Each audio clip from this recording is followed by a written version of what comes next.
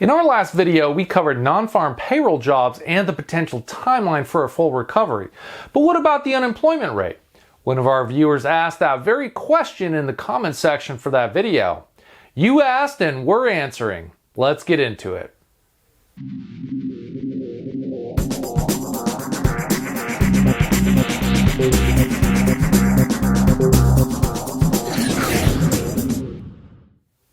In our last video, viewer JN asked, how long until we get back to the neighborhood of unemployment rates we observed prior to the pandemic?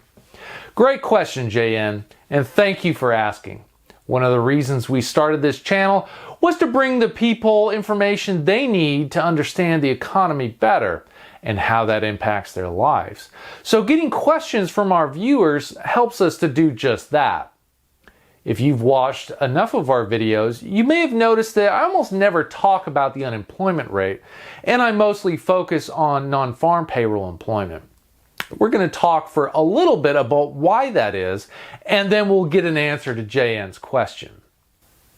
Non-farm payroll employment is a pretty straightforward statistic. It's the total number of employees on company payrolls outside of the agricultural industry.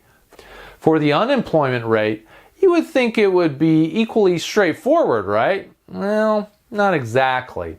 The way the government calculates it is that they look at everyone who's in the labor force and considers whether or not they're employed. The unemployment rate is then all those people in the labor force that are not employed, and then divided by the total labor force to put it in percentage terms. The trick is how they define the labor force. Everyone with a job is in the labor force, whether that's on a payroll or self-employed or otherwise. And everyone that doesn't have a job but is actively looking for a job is included. So by this definition, you can have people who do not have a job, are perfectly able to work, but are not looking for a job for whatever reason and are not counted in the labor force. And because of this, they wouldn't be counted in the unemployment rate either. So you have two ways to get a lower unemployment rate.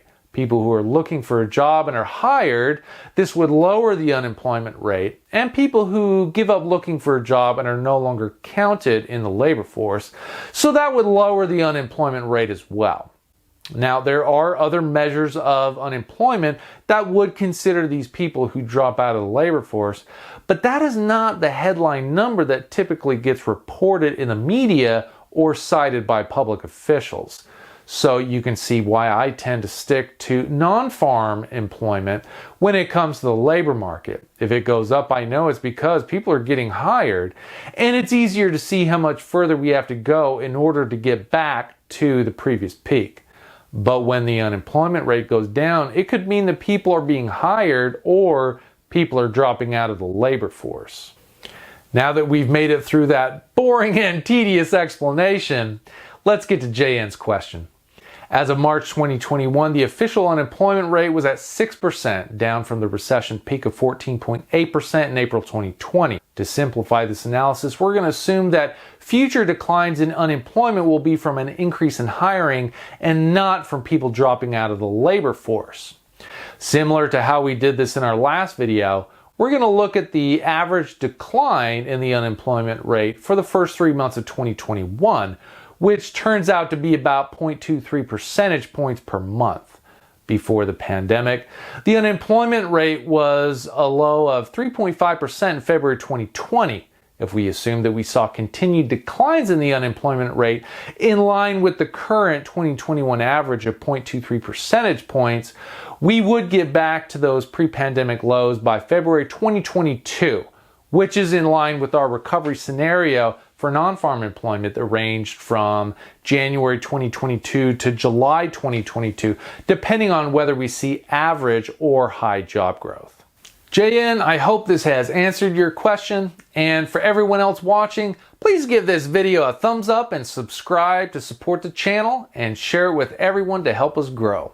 If anyone else has any questions about the economy, finance, or anything else we cover on this channel, please leave that in the comments section below. Thanks again to JN, and I'll see everyone in the next video.